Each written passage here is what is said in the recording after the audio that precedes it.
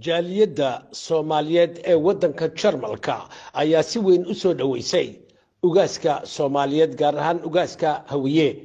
ugaas Cabdullaahi ugaas Xaashi ugaas Farcade garoonka diyaaradaha ee Frankfurt ayaa ay ka dhacday soo dhaweyntaasi warbaahinta qaranka ayaa waxa ay ku soo dhaweysay sida tan anigu waa Mukhtaar Macalin Xuseen waxaan maanta aan halkan ku soo dhaweynay ugaas Cabdullaahi ugaas Farcade oo dad weyne badan ay ugu diyaar garoobeen dalka Jarmalka qaasatan magaalada Frankfurt soo dhaweyntiisa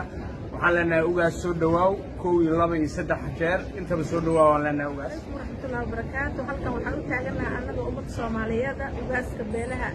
Soomaaliyeed ugaas Cabdullaahi ugaas Farcade waxaan u taaganahay soo dhaweyntiisa halka garoonka Frankfurt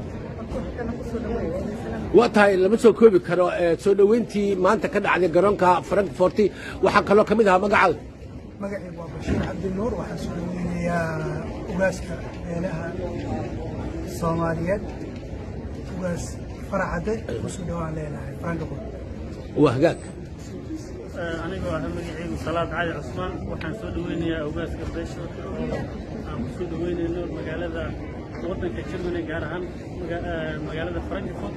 علينا وقاسكينا سودو كون يكون جر. السلام عليكم أنا عبد الرحمن إسماعيل معلم وحاسين بيننا وكاس البيشة وحالنا سودو مجالات فرانكفورت. waxa maanta lagu soo dhaweeyay garoonka diyaaradaha magaalada Frankfurt ee dalka Germany ugaaska beelaha Soomaaliyeed gaar ahaan ugaaska beelaha Hawiye ugaas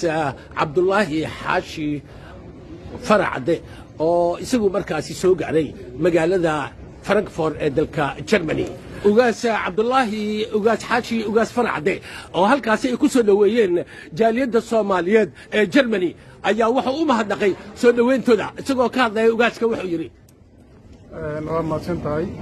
halka waxa lagu soo dhaweeyay Frankfurt waan u mahad celinayaa dadka meesha taagnaa aadan u mahadsantahay dhamaantiin idaacadda ay adinka aadan ugu mahad celinaa insha Allah ayaa soo dhaweynta ugaaska Soomaaliyeed gaar ahaan ugaaska Hawiye ugaas Cabdullaahi ugaas Xaashi ugaas Farcade si weyn ay uga shaqeyn galeen maxamed aweys mudday boqorka bartamaha telefishinka qaranka SNTV Germany